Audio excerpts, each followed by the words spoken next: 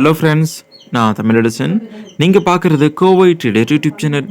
நம்ம யூடியூப் சேனலில் தினமும் ட்ரேடிங் செய்கிறதுக்கு தேவையான important news, market updates, mutual fund, FIIs, bulk investment and individual ஸ்டாக்ஸோடைய corporate action, quarterly results, breakouts, price action, trading methods இதை பற்றி தான் ஷேர் பண்ணுறோம். அண்ட் கூடவே நம்ம சப்ஸ்கிரைபர்ஸ் கேட்குற கொஸ்டின்ஸ் அண்ட் டவுட்ஸ்க்கு ஆன்சர் பண்ணுறோம். அனைவருக்கும் வணக்கம். இன்று ஜூலை 13, 2024 இன்னைக்கான இரண்டாவது பதிவு தாங்க இது. இந்த வீடியோவில் நேற்று 12% உயர்ந்த ட்ரேடான ஐஎஃப்சிஐ பங்கை பற்றி பார்க்க போகிறோங்க. ஆமாம், இந்த பங்கு ஒரே வாரத்தில் கிட்டத்தட்ட 14.2% ரிட்டர்ன்ஸை கொடுத்துருக்கு. இதோடைய பிஸ்னஸ் என்னென்னா ஐஆர்எஃப்சி, பிஎஃப்சி பண்ணுற அதே பிஸ்னஸ் தான். கவர்மெண்ட்டுடைய நான் பட்ஜெட்ரி ஸ்கீம்ஸ்க்கு ஃபண்டிங் பண்ணுற ஒரு பிஸ்னஸ் பண்ணுறாங்க.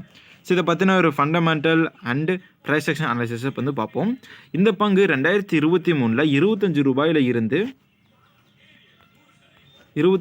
இருந்து இப்போ 69 ரூபா வரைக்கும் உயர்ந்து ட்ரேட் ஆகிட்டுருக்கு. ஸோ இதோடைய ஒரு கம்பேரிசன் படி பார்ப்போம். ஸோ குறிப்பிட்ட வகையில் ஒரு விஷயம் இந்த கம்பெனியில் நடந்திருக்கு. என்னென்னா, கடந்த ஒரு 7 வருஷத்துக்கு அப்புறம் முதல் டைம் இந்த கம்பெனி ப்ராஃபிட்டை வந்து பதிவு செய்கிறாங்க. ஸோ இந்த ப்ராஃபிட் பதிவு செஞ்சதுக்கப்புறம் தான் இதில் ரேலி இன்னுமே பூஸ்ட் ஆகி ட்ரேட் ஆகிட்டுருக்கு. உதாரணத்துக்கு 2013 இவனுடைய நெட் ப்ராஃபிட் ஆனது, இங்கே பாருங்கள், நெட் ப்ராஃபிட் 497 கோடியாக இருக்குது 2013 வருஷத்துக்கு அப்புறம். ஸோ அதுக்கப்புறம் 2016, 17 காலகட்டத்தில் பார்ப்போம். மார்ச் 2016 இவனுடைய நெட் ப்ராஃபிட் ஆனது 394 கோடியாக இருக்குது. 2017 -308 கோடியாக இருக்குது. 2018 418 கோடி ப்ராஃபிட்டை காமிச்சிருக்கான். ஸோ அதுக்கப்புறம் பாருங்களேன், ஒரு டைமில் பார்த்தீங்கன்னா 1900 கோடி நெட் லாஸை பதிவு பண்ணியிருக்கான் இந்த கம்பெனி.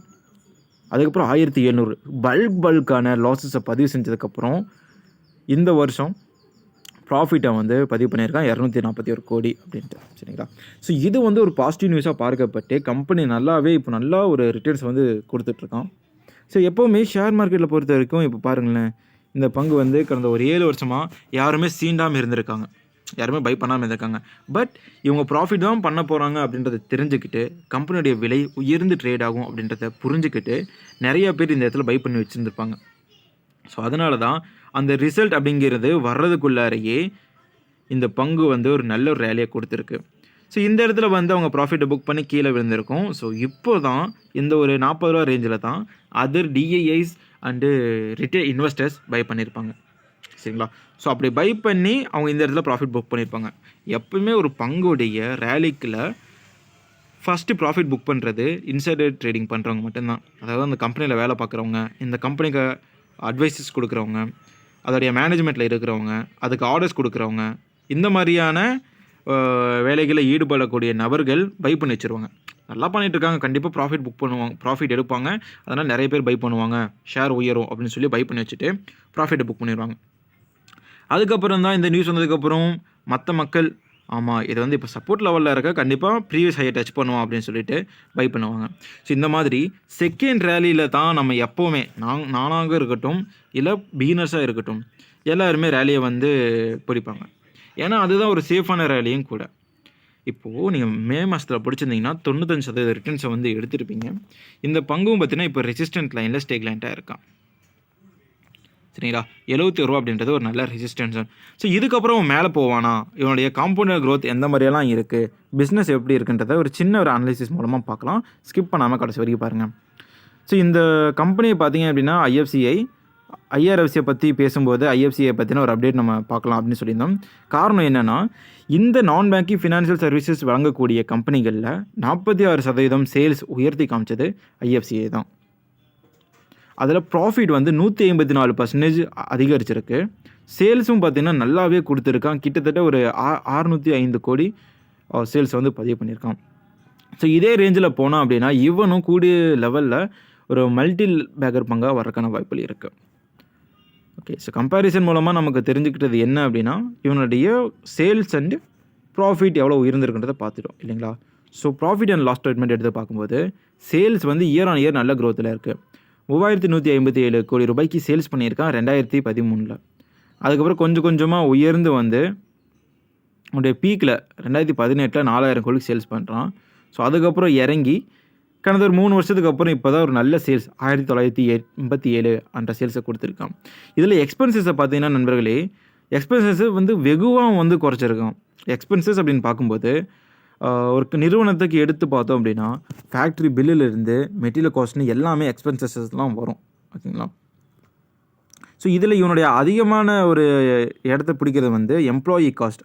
அவங்களுக்கு கொடுக்குற ஊதியமாகட்டும், அவங்களுக்கு கொடுக்குற மற்ற சலுகைகளாகட்டும், அது வந்து வருஷம் வருஷம் உயர்ந்து கிட்டத்தட்ட இவனுடைய ஒட்டுமொத்த ரெவென்யூவில் 20% அதுக்காகவே போயிருந்துருக்கு. சரிங்களா? சேல்ஸ் ரெவென்யூவில். ஸோ இப்போ அதை கட் பண்ணியிருக்காங்க. 20% இருந்தது 15% மாற்றிருக்காங்க. அதர் காஸ்டஸும் பார்த்தீங்க அப்படின்னா 2018, 19 48 to 120% மற்ற காஸ்டஸ் வந்து உயர்ந்துருச்சு. ஸோ இப்போ அதை கட் டவுன் பண்ணி 20% குறைச்சிருக்காங்க. சரிங்களா? மேனுஃபேக்சர் காஸ்ட்டை வந்து ஆல்மோஸ்ட் 0.00 லெவலுக்கு குறைச்சிருக்காங்க. ஸோ இப்படியெல்லாம் எக்ஸ்பென்சஸ் வந்து ஒவ்வொரு விஷயத்துலையும் பார்த்து பண்ணதுனால இப்போது வெறும் 715 கோடி எக்ஸ்பென்சஸாக இருக்குது. ஆனால் போன ஒரு வருஷத்தை கம்பேர் பண்ணும்போது 776 கோடி பண்ணியிருந்தான். அதுக்கு முந்தின வருஷம் 2108 கோடியாக இருந்துச்சு. அதுக்கு முன்னாடி 2961 கோடியாக இருந்துச்சு. இப்போ பாருங்களேன், சேல்ஸ் 2082 கோடிக்கு 2021 பண்ணியிருக்கான். ஆனால் எக்ஸ்பென்சஸ் அதை காட்டிலையும் 900 கோடி அதிகமாக இருந்திருக்கு. ஸோ இந்த மாதிரி சேல்ஸை விட எக்ஸ்பென்சஸ் அதிகமாக போகும்போது என்னுடைய ப்ராஃபிட் கம்மியாகி லாஸில் போயிட்டு இருந்தான். இப்போது எங்கெங்கே தப்புகள் இருக்குன்றதை பார்த்து எக்ஸ்பென்சஸை குறைச்சிருக்கான். சரிங்களா? ஸோ ஏதோ ஒரு குருட்டுத்தனமெல்லாம் ப்ராஃபிட்டுக்கு கொண்டு வரல. படிப்படியாக முயற்சி மேலே முயற்சி பண்ணி தான் ப்ராஃபிட்டுக்கு வந்திருக்காங்க இந்த கம்பெனி. அப்புறம் ஆப்ரேட்டிங் ப்ராஃபிட் மார்ஜினை பார்ப்போம். ஆப்ரேட்டிங் ப்ராஃபிட் மார்ஜினும் பார்த்தீங்கன்னா எக்ஸ்பென்சஸை கம்மி பண்ணும்போது ஆப்ரேட்டிங் ப்ராஃபிட் மார்ஜின் வந்து அதிகரிக்கும். போன வருஷம் 48% இருந்தது, இந்த வருஷம் 64% இருக்குது. ஒரு 100 ரூபா செலவு பண்ணுறாங்கன்னா அதில் 64 ரூபா ப்ராஃபிட் மார்ஜின் வைக்கிறாங்க இவங்க. அதுக்கப்புறம் நெட் ப்ராஃபிட் பார்த்தீங்களா, லாஸில் இருந்தவன் இந்த வருஷம் 241 கோடிக்கு வந்திருக்கான். அண்டு சிஏஜிஆர் இதை வந்து நம்ம பார்க்கணும், பட் ரொம்ப அக்யூரேட்டாக இப்போ பார்க்க வேண்டாம். காரணம், கம்பெனி வந்து மேனேஜ்மெண்ட் லெவலில் நிறையா மாற்றங்களை கொண்டு வந்து புது மாற்றங்களை கொண்டு வந்திருக்காங்களா.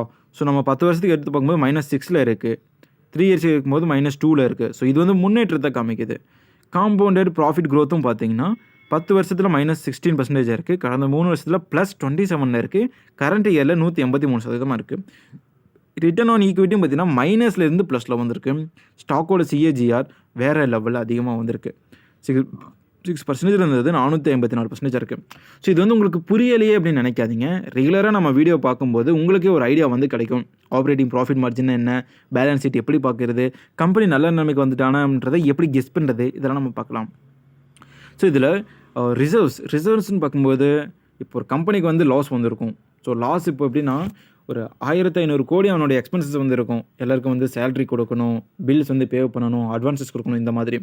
இப்போ வந்து அவனுக்கு ரெவென்யூ கார்டில் அதிகமாக இருந்துச்சு அப்படின்னா அவன் ரிசர்வ்ஸில் இருந்து எடுத்து தான் அந்த செலவுகளை பண்ணுவான். இப்போ ஒரு 100 கோடி வந்து சேலரி கொடுக்கணும், அந்த 100 கோடி இப்போ கையில் இல்லை, பிஸ்னஸ்லேருந்து வரல அப்படின்னா இவன் வச்சிருக்கிற ரிசர்வ்ஸ்லேருந்து எடுத்து கொடுப்பான் அந்த 100 கோடியை. ஸோ அந்த மாதிரி ஆபத்து காலகட்டத்தில் கை வைக்கிற எடுத்து யூஸ் பண்ணிக்கிற ஒரு ஃபண்டு தான் ரிசர்வ்ஸ். எல்லா பங்களுமே இதை எடுத்து வச்சுருப்பாங்க. ஒரு நல்ல கம்பெனியோட இண்டிகேஷன் என்ன அப்படின்னா அவனுடைய ரிசர்வ்ஸ் வந்து அதிகமாகிட்டே போகணும். இவனை பார்த்தீங்கன்னா 2013 5117 கோடியாக இவனுடைய ரெவன்யூ இருந்துச்சு, ரிசர்வ்ஸ் இருந்துச்சு. அது படிப்படியாக குறைஞ்சு இப்போ மறுபடியும் அதிகப்படுத்திட்டு வரான். சரிங்களா? ஸோ இப்போது ரிசர்வ்ஸ் வந்து 2045 கோடியாக இருக்குது. பாரோயிங்ஸும் குறைஞ்சிட்டு வருது. பாரோயிங்ஸ்லையும் கடன் வாங்கியிருப்பான் இல்லைங்களா, long term and short term இந்த மாதிரிலாம் அவன் கடன் வாங்கியிருப்பான். அந்த கடன்களையும் பார்த்தீங்கன்னா கொஞ்சம் கொஞ்சமாக குறைச்சிட்டு வரான். 2018 23,000 கோடி. என்னங்க இந்தளவுக்கு கடன் வாங்கி வச்சுருந்துருக்கான் பாருங்கள் மக்களே. மார்ச் 2013 19,000 கோடி கடன் இருக்குது. 2017 23,000, அதுக்கு முந்தின வருஷம் 28,594 கோடி. ஸோ இப்போ இவனுக்கு எக்ஸ்பென்சஸ் எங்கேருந்து வந்திருக்கு அப்படின்னா இதுக்கு வந்து அவன் இன்ட்ரெஸ்ட் கட்டிட்டு இருந்திருப்பான். ஸோ இன்ட்ரெஸ்ட் கட்டினதுனாலே இவனுடைய ஒட்டுமொத்த ரெவன்யூ முக்கால்வாசி இன்ட்ரெஸ்ட்காகவே போயிருக்கும். அந்த கம்பெனி லாஸ்ட்டில் வந்துட்டான். ஸோ இப்போது கொஞ்சம் கொஞ்சமாக இறக்கி 28,000 கோடியில் இருந்த கடனை 5,000 கோடி வரைக்கும் கொண்டு வந்துட்டான். இது ஒரு நல்ல மூவாக தான் நான் பார்க்குறேன். அதர் அசட்ஸ்ன்னு பார்க்கும்போது அவனுடைய அட்வான்சஸ், ட்ரேட் ரிசீவபிள்ஸ், அதாவது அவன் சேல்ஸ் பண்ணியிருப்பான், அதுலேருந்து வரக்கூடிய அமௌண்ட் 306 கோடி வெளியே நிற்குது. கேஷ் ஈக்குவல்ஸ், அதாவது பணத்துக்கு நிகரான உடனடியாக பணத்துக்கு அளவுக்கு இருக்கிற சொத்துக்கள். சரிங்களா?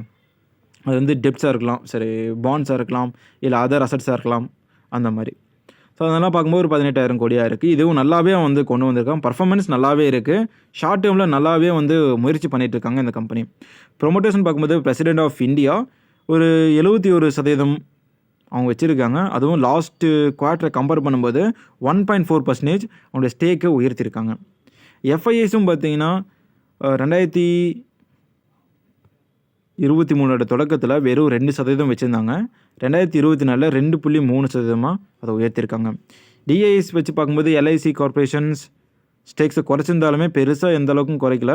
வெறும் 0.09 அளவில் தான் குறைஞ்சிருக்காங்க. ஸோ நல்ல ஹோல்டிங் வச்சுருக்காங்க. கவர்மெண்ட் ஆஃப் இந்தியாவும் நல்ல ஹோல்டிங்ஸ் வச்சுருக்காங்க. பப்ளிக் கிட்ட வெறும் 20% தான் இருக்குது. ஸோ ஒரு அருமையான பங்காக தான் என்னுடைய கண்ணுக்கு தெரியுது. சரி, நீங்கள் ஒரு தடவை அனாலிசிஸ் பண்ணி பாருங்கள். இதோடைய மெயினான பிஸ்னஸ் என்னென்னு பார்த்தீங்க அப்படின்னா, இது ஒரு நான் பேங்கிங் ஃபினான்ஷியல் சர்வீஸ் கொடுக்கக்கூடிய ஒரு கம்பெனி தான். சரிங்களா? அதாவது லாங் டேர்ம், அதாவது இந்தியா கவர்மெண்ட்டுக்கு பட்ஜெட்டை தவிர்த்து வரக்கூடிய செலவுகளில் சில கம்பெனிக்கிட்ட கடன் வாங்கும். அந்த மாதிரி லாங் டேர்ம் கடன் கொடுக்குற ஒரு நிறுவனம் தான் ஐஎஃப்சிஐ. மார்க்கெட் கேப்லாம் பார்த்துட்டோம். இன்னும் ஸ்ப்ளிட்டு கொடுக்கல. ஆர்ஓசிஇ நல்லாயிருக்கு, ஆர்ஓஇ கம்மியாக இருக்குது. மேபி இன் ஃப்யூச்சரில் அதிகரிக்கலாம். பேர்ஸும் கம்பேர் பண்ணி பார்க்கும்போது ஒரு நல்ல லெவலில் இருக்கான்னு வச்சுக்கோங்களேன். ஸோ ஓகே, ஃபினான்ஷியலி ஓரளவுக்கு பரவாயில்ல. ஒரு விஷயத்தை திருப்பி சொல்கிற மாதிரி இருக்கும். பட் நான் ஏன் திருப்பி சொல்கிறேன்னா, திருப்பி சொல்லும்போது தான் உங்களுக்கு வந்து புரியும். இப்போ நெட் ப்ராஃபிட் இவ்வளோ பண்ணிட்டான் அப்படின்னு சொன்னால் உங்களுக்கு புரியாது. அதே 2018 இவ்வளோ பண்ணியிருக்கான், 2017 இவ்வளோ பண்ணியிருக்கான் அப்படின்னு எக்ஸ்பிளைன் பண்ணும்போது தான் உங்களுக்கு திருப்பி சொல்லும்போது அந்த கம்பேரிஷன் வந்து உங்களுக்கு நல்லா புரியுன்றதுக்காக தான் சொல்கிறேன். ஸோ இது உங்களுக்கு அன்ஈஸியாக இருந்துச்சுன்னா கீழே கமெண்ட் பண்ணிடுங்க. ஸோ ஐஆர்எஃப்சி மாதிரி நல்ல ரிட்டர்ன்ஸ் கொடுப்பானா அப்படின்ற ஒரு கேள்வி இருக்குது இந்த பங்கில். பட் அதுக்கு இவன் பிரேக் அவுட் வந்து கொடுக்கணும். ஒரு வழியாக பிரேக் அவுட் கொடுத்துட்டான் அப்படின்னா இங்கிருந்து ஒரு 75% ரிட்டர்ன்ஸ் கண்டிப்பாக ஒரு லாங் டேர்மில் கொடுப்பான். இப்போ பேட்டர்ன் பிரேக் அவுட் நடந்துச்சுன்னா 49% மேலே போகிறதுக்கான வாய்ப்புகள் இருக்குது. ஸோ இந்த பேட்டர்ன் என்ன பேட்டர்னா அசெண்டிங் ட்ரையாங்கிள் பேட்டர்னில் இவன் இருக்கான். ஸோ ஆல்ரெடி ஒன் டைம் வந்து ரெசிஸ்டண்ட்டை டச் பண்ணிவிட்டு கீழே விழுந்து சப்போர்ட் எடுத்திருக்கான். ஸோ இப்போ வந்து செகண்ட் டைம் ரெசிஸ்டண்ட்டை டச் பண்ணியிருக்கான். ஸோ ஸ்ட்ராங்கான கேண்டிலாக இருக்குது. பட் இருந்தாலுமே இவன் கீழே வந்தால் இன்னும் கொஞ்சம் நல்லாயிருக்கும். ஒரு 53 ரூபா 54 ரூபா வரும்போது நம்ம மறுபடியும் ஒரு சின்ன ஒரு பை வந்து எடுத்து வச்சுக்கலாம். சின்ன பை என்ன, பெரிய பையை எடுத்து வச்சுக்கலாம். ஏன்னா அவன் பிரேக் அவுட் கொடுத்தானா 78 ரூபா வரைக்கும் போகும். ஸோ அதுக்கப்புறம் மறுபடியும் ஒரு ரீடெஸ்டிங் நடந்து ஒரு 49% மேலே போவோம். சரிங்களா? ஸோ இந்த மாதிரி ரிட்டர்ன்ஸ் இவன் கொடுக்கறதுக்கான வாய்ப்புகள் மிக அருமையாக இருக்குது. வீக்லி சார்ட்டும் பிரேக் அவுட் நடக்கிறதுனால நம்ம கொஞ்சம் கவனமாக இருந்து பை பண்ணலாம். ஸோ இந்த வீடியோவில் நான் சொன்ன விஷயங்கள் உங்களுக்கு யூஸ்ஃபுல்லாக இருந்துச்சு அப்படின்னா சப்ஸ்கிரைப் பண்ணுங்கள். உங்களுக்கு வேறு ஏதாவது ஸ்டாக்கை பற்றின அப்டேட் வேணுன்னா கீழே கமெண்ட் பண்ணுங்கள். டாடா பபாய்.